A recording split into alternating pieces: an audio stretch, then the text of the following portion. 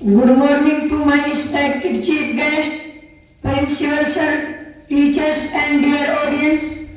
My name is Muhammad Rehan and I am a student of 5th class.